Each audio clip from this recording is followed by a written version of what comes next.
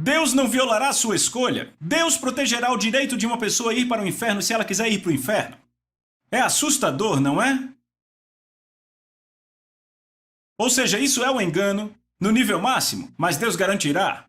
Estão comigo? Impressionante, não? Você tem o direito de ficar ofendido se for maltratado? Bem, para responder isso, vejamos a vida de José. Eu quero passar pela vida de José com você, a maioria conhece a história, mas sabe, eu quero passar por ela com vocês e quero destacar alguns pontos que eu acho que são belas verdades para o tempo de hoje. José é o filho de Jacó, Jacó é o filho de Isaac, que é o filho de Abraão. José é o filho número 11, sabe, Jacó teve 12 filhos. Eu olhei para Lisa uma vez, temos 4 filhos, eu disse, querida, eu realmente queria 12 filhos. Eu disse, sabe por que Jacó teve 12 filhos? Ela me olhou com aqueles olhos de metralhadora e ela disse, ele também teve 4 esposas. Eu disse, tudo bem, querida, entendi, eu estou feliz com os 4. Então vejamos, José era o filho número 11. Agora os irmãos de José não gostavam muito dele. Quantos sabem disso? Por quê? Porque Jacó preferia José e deu a ele uma túnica colorida. Então um dia José vai dormir e Deus dá a ele um sonho. E neste sonho ele vê todos os feixes ajoelhados ao redor dele, os feixes eram seus irmãos. E Deus mostrou a ele nesse sonho que ele seria um líder e seus irmãos o serviriam. Então quando ele acordou do sonho, ele imediatamente compartilhou empolgado com seus irmãos. Bem, eles não compartilhavam do entusiasmo dele, ok? Então ele vai dormir de novo e tem outro sonho no qual o sol, a lua e as estrelas se curvam diante dele. Ele diz, ora, não só meus irmãos se curvarão diante de mim, mas meu pai e minha mãe. Então agora se iraram contra ele, iraram-se de verdade, odiaram ele. Então os outros 10 irmãos saem para o campo, e quando eles saíam com os rebanhos, andavam grandes distâncias. Não estamos falando de algo à vista, mas quilômetros de distância. Então eles saem e Jacó diz a José, eu quero que você vá e veja como estão seus irmãos e leve alguns suprimentos para eles. Então José vai, procura seus irmãos e finalmente encontra onde eles estão. E quando os irmãos o veem vindo, eles dizem, ah, lá vem o senhor líder. Lá vem um homem que governará sobre nós. Então de repente eles se olham e dizem, peraí, vamos matá-lo? Então ele não governará sobre nós. Vamos ver ele tentar governar morto. Sabe o que eles fazem? Quando ele vem, eles o pegam, rasgam a túnica colorida dele e o lançam em um poço fundo para morrer. Para aqueles que não sabem, o poço é o lugar onde os pregadores treinam. Ok? Trocadilho com as letras da palavra poço em inglês. Então o lançam nesse poço e agora estão todos felizes. Eles se deleitam dizendo, ok, não precisamos mais ouvir esse cara falando de liderança e tudo mais. Ha! E eles se alegram. Agora, algumas horas mais tarde, eles veem uma caravana de ismaelitas vindo pela estrada, indo para o Egito para vender escravos. E Judá, o 4º irmão, diz aos irmãos, ei caras, peraí. Se deixarmos ele apodrecer naquele poço, não ganhamos nada com isso.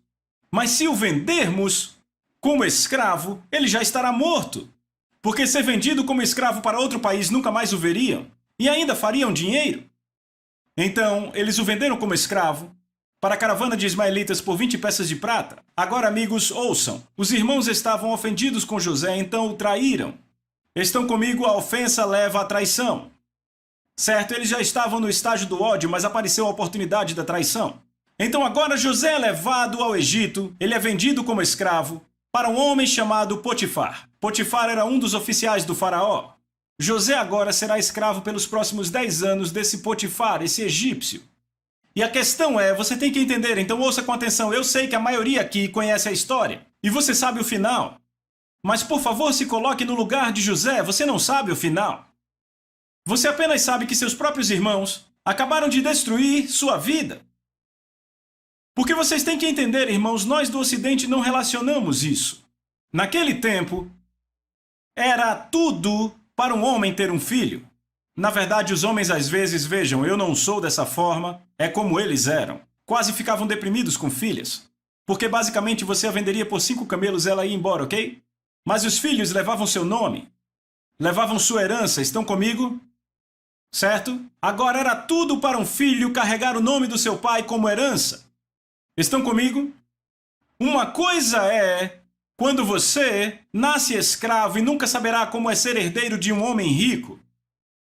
Outra coisa é quando você é herdeiro de um homem rico, com aliança com Deus Todo-Poderoso, e seus próprios irmãos roubam isso de você e agora você é escravo, porque quando se é vendido como escravo para outro país, você casa com uma mulher, ela se torna escrava, seus filhos serão escravos, você perdeu sua herança completamente. Era quase como, ouçam o que eu digo, era quase como José fosse um morto-vivo. O que seus irmãos fizeram com ele, na mente deles, na cultura deles, foi muito pior do que matá-lo. Porque agora ele tem que viver como um homem morto. Ele tem que viver o resto da sua vida pensando o que eu poderia ter, mas por causa dos meus irmãos eu não tenho. Estão comigo? Então agora ele está na casa de Potifar há 10 anos e não há nenhuma indicação do seu pai vir resgatá-lo porque ele sabe que provavelmente seus irmãos disseram que ele estava morto. Ele deve tê-los ouvido planejar. Quando encharcaram aquela túnica no sangue de um carneiro, ele pensava, meu pai acha que eu estou morto. Eu não tenho esperança aqui. A não ser por um sonho que Deus me deu. É a única coisa que ele tem.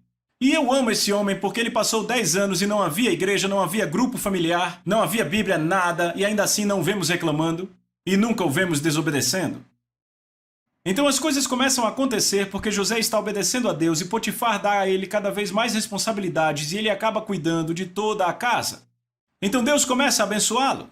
Mas por baixo da bênção há algo muito maligno acontecendo, e é o seguinte: a esposa de Potifar se apaixona por José. Ok? Ela quer cometer adultério com ele. Ela queima de lascívia por ele. Então a Bíblia diz que ela começa a se aproximar dele diariamente. Repita, diariamente. Não uma vez. Não 2 vezes, todo dia. Agora, ela se veste com o melhor e usa o melhor perfume. E tem um espírito sedutor até a bola do olho. Entendem? Todo dia ela vai a ele, não, eu não vou pecar contra o meu Deus. Eu amo o temor por Deus desse homem. Ele obedeceu, ouça, ele está obedecendo depois de 10 anos, mesmo sem ter visto nenhum sinal da promessa acontecendo. Estão comigo? E então ele continua, não. Finalmente um dia eles estão sozinhos na casa, todos saíram, e ela o pega pela túnica.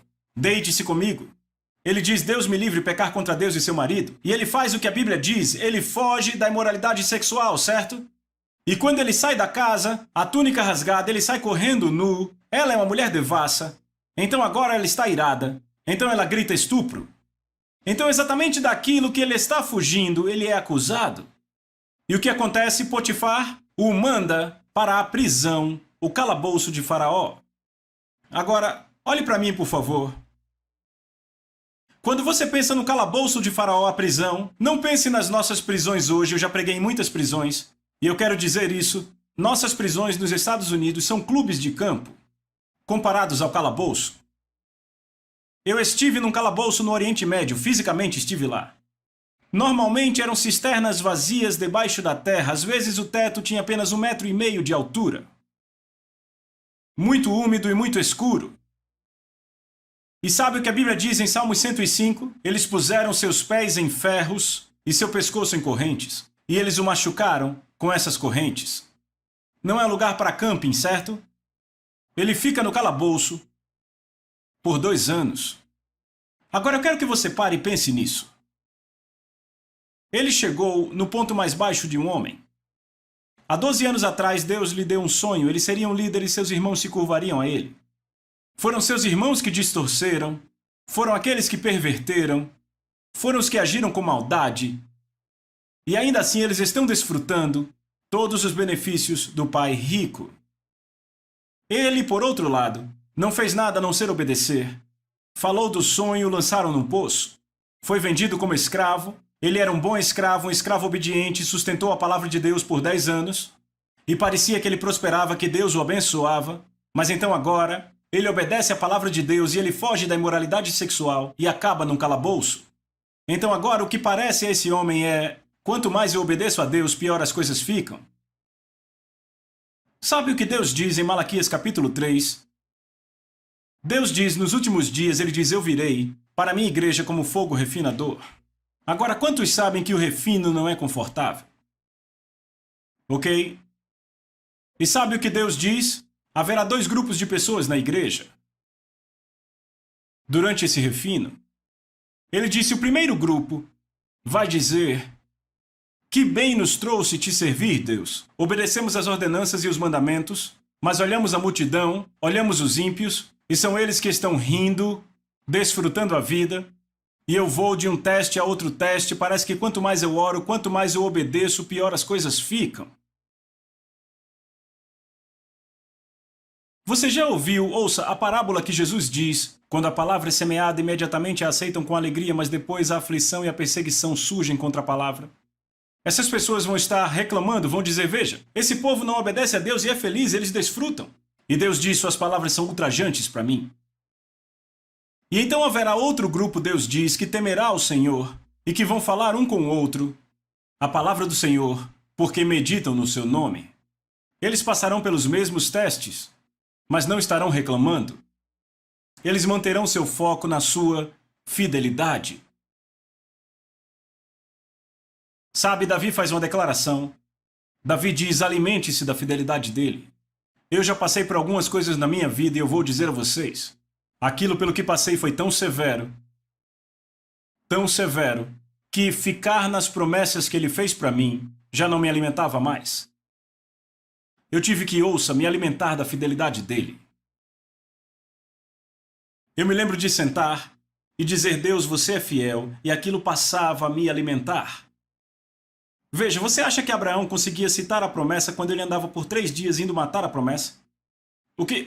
Abraão só tinha uma escolha: se alimentar da sua fidelidade. Veja, Davi aprendeu isso. Estão comigo? Então aqui está José no calabouço. Você imagina o que passou pela mente daquele homem? Você imagina os pensamentos com os quais ele dormia? Deus, tudo que eu fiz foi te obedecer, e quanto mais te obedeço, pior fica. Vejo meus irmãos. Eles são os maus e ainda assim desfrutam das suas bênçãos. Você imagina os pensamentos com os quais ele tinha que lutar? Você tem que entender, você está num calabouço por 2 anos. Você tem muito tempo para pensar. Cada pedaço da sua liberdade foi tomado, no entanto, ouça, apenas uma liberdade não foi tomada, sabe qual? Sua habilidade de responder corretamente. Não ficar ofendido. Estão comigo? Amigos, deixa eu dizer isso. José poderia facilmente ter aceito os pensamentos de o que seria. E se eu não tivesse esses irmãos maus? E se eu não tivesse contado o sonho?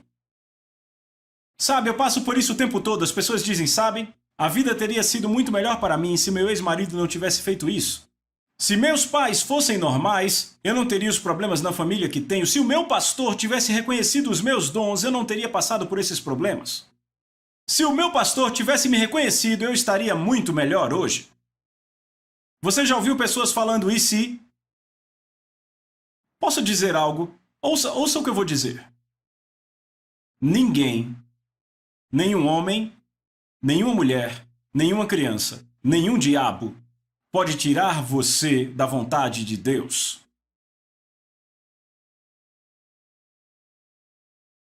Eu quero que isso desça, eu vou repetir. Nenhum homem, nenhuma mulher, nenhuma criança te tira da vontade de Deus.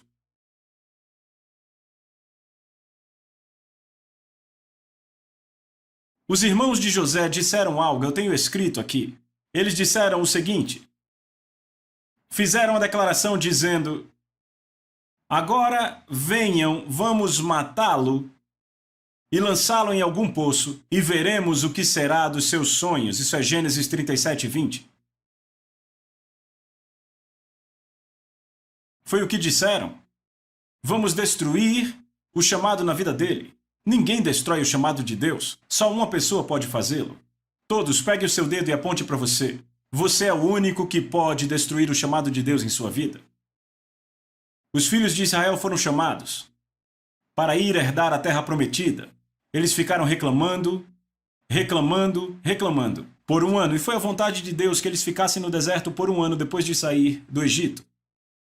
Porque 1 ano depois foi quando Deus disse a Moisés: envie os espias à terra prometida. Então por 1 ano ficaram reclamando. Agora eu vou dizer algo a você, olhe para mim. Deus odeia reclamação. E você deve tratar a reclamação como veneno. Porque é exatamente o que é. Sabe o que a reclamação diz a Deus? Deus, eu não gosto do que você está fazendo na minha vida. Se eu fosse você, eu faria diferente.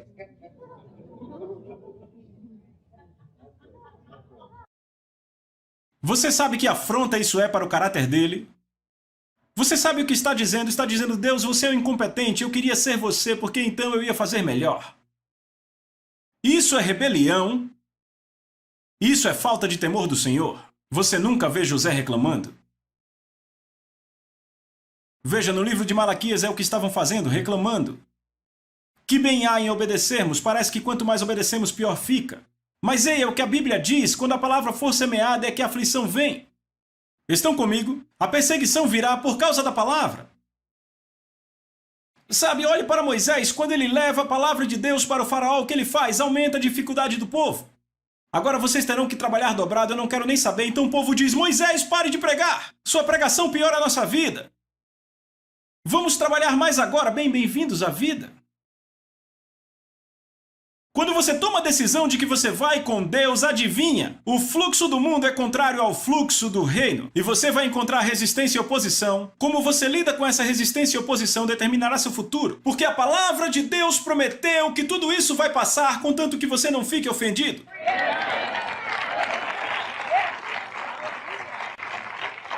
José está naquela prisão e ele poderia estar pensando, sabe? Se não fosse pelos meus irmãos, eu seria um líder hoje. Você consegue imaginar o pai? Você pode imaginar o pai quando aqueles irmãos o lançaram no poço e o venderam como escravo? Você imagina o pai? Ei, Jesus, você tem um plano alternativo? Nós o queríamos como líder, mas seus irmãos o venderam como escravo. Minha nossa, eu não estava esperando por isso. O que vamos fazer? Deus sabia que eles fariam aquilo. Antes de ele dar o sonho ao José, ele sabia mesmo antes de ele nascer. Porque Deus conhece o fim desde o começo. Mas ainda assim respondemos a certas situações e pensamos que é assim que Deus vai responder a elas. Sabe, você consegue ver Deus olhando para Jesus dizendo, Jesus, o que vamos fazer? Sally tem 34 anos e ela ainda não casou porque eu queria que ela... Ei, ouça! Porque eu queria que ela casasse com o Jim, mas Mary, a melhor amiga dela, fofocou dela para o Jimmy e o Jimmy não casou com ela. Minha nossa, temos outro solteiro disponível para casar com ela? Ah, por favor, Jesus. Tem que ter alguém.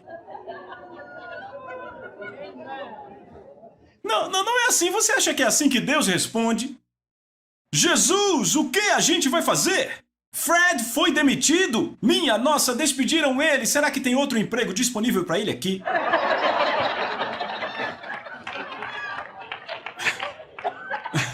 Ora, vamos! Falem comigo. Sabe, mas é assim que respondemos, oh não! E entramos em pânico. E pensamos, meu Deus, eu espero que o céu tenha uma solução. Sabe, você não diz com a sua boca, mas a forma como você age é o que você fala para o céu. Deixa eu dizer algo. Deus traz o maior teste na vida de José no final. Você sabe quando é que vem o maior ataque contra a sua colheita? Pouco antes da colheita se manifestar. Olhe para Davi. No mesmo dia que Saul veio a morrer pelos filisteus, exatamente no mesmo dia, seus próprios homens queriam matá-lo. Ele estava no ponto mais baixo. Se ele se perdesse ali, perderia a colheita.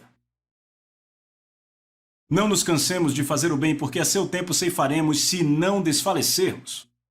Há um se aí, se não desfalecermos. Por isso que às vezes eu fico, Deus, você é fiel, porque tudo que eu tenho que fazer é permanecer obediente para a colheita. Então Deus traz o maior teste para José do seu temor pelo Senhor, bem no final. Sabe o que ele faz? Ele traz dois caras para falar com ele. Um padeiro e um copeiro. E os caras querem ser ministrados. José poderia fazer como muitos na igreja e dizer, ei, ouça, você tem problemas, eu tenho problemas, deixe-me em paz. Vai orar. Aqui está a Bíblia, vai ler.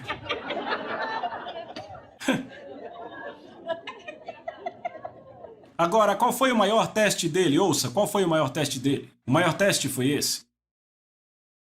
Deus traz 2 homens para ele para serem ministrados, ok? O teste é esse. Será que José poderá proclamar a esses homens a fidelidade de Deus quando ele não viu nenhuma evidência dessa fidelidade em 12 anos da sua vida?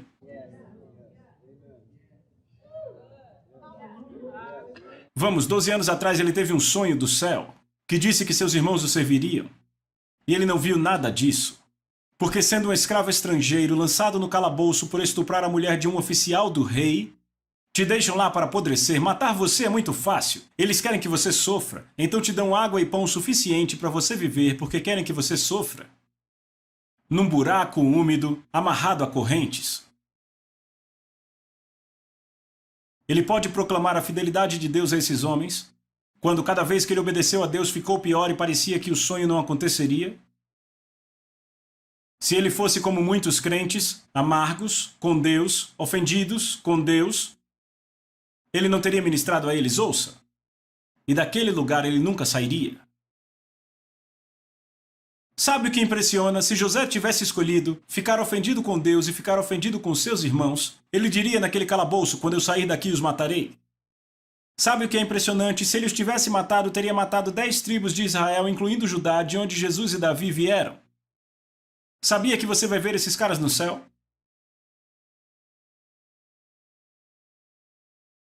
Então, ele ministra ao copeiro e ao padeiro. Deus restaura o copeiro. O padeiro é decapitado, o copeiro é restaurado. E um pouco depois, Faraó tem um sonho. E o copeiro diz, eu lembro desse homem, esse garoto hebreu que andava com Deus na prisão. José é trazido, interpreta o sonho. Faraó faz dele o número 2 no comando de todo o Egito. E a fome domina todo o mundo, e lá vem os irmãos de José. E o que ele faz? Ele os abençoa. Se ele tivesse ofendido com eles, ele os teria matado, e Faraó não faria nada, porque eles não eram nada para Faraó. Ele podia ter feito, tinha poder, mas ele usou o seu poder para servir, para abençoar. Isso é mansidão, amigos. O que Deus estava fazendo em José naqueles 12 anos foi desenvolver seu caráter para que soubesse lidar com a liderança que iria receber.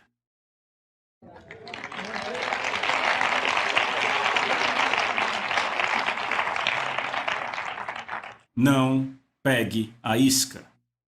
Lucas 17, verso 1, Jesus fez a declaração: é impossível que não venham as ofensas. Digam, é impossível. Agora deixa eu deixar bem claro, se você respira ar, ok?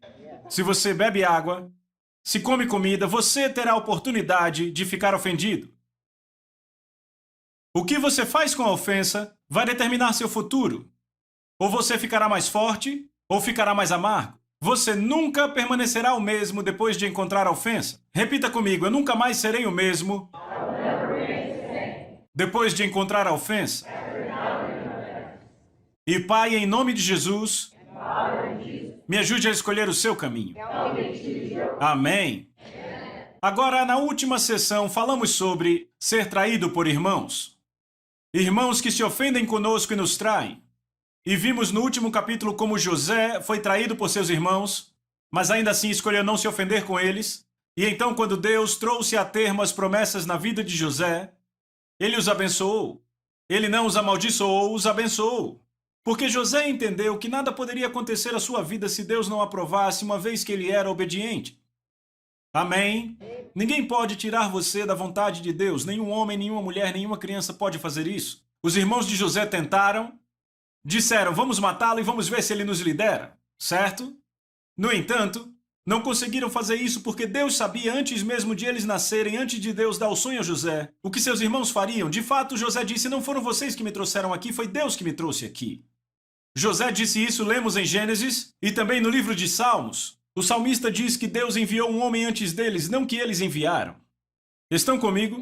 Quando você realmente entende que nada pode vir à sua vida sem Deus permitir, isso realmente te liberta, porque tudo que você passa, ouça, tudo que você passa, qualquer coisa, Deus vai usar como um calço para a sua vida se você responder em obediência. Alô? Deixe-me ler direto do livro. Frequentemente a coisa que parece como um aborto do plano de Deus na verdade, acaba sendo a estrada para o seu cumprimento, se ficarmos na obediência e livres da ofensa. Os filhos de Israel se ofenderam, abortaram o plano e abortaram seu chamado. José escolheu ficar doce, escolheu ficar obediente, e Deus cumpriu o plano de Deus em sua vida. Vêem isso? Agora, uma coisa é ser traído por um irmão. É uma coisa inteiramente diferente, ouçam com atenção. Receber tratamento injusto, ou até mesmo traição, de um pai ou um líder. Eu disse na primeira sessão que aqueles que mais podem te ofender são aqueles sobre os quais você tem mais expectativas. É normal que tenhamos expectativas maiores com líderes porque esperamos que eles nos nutram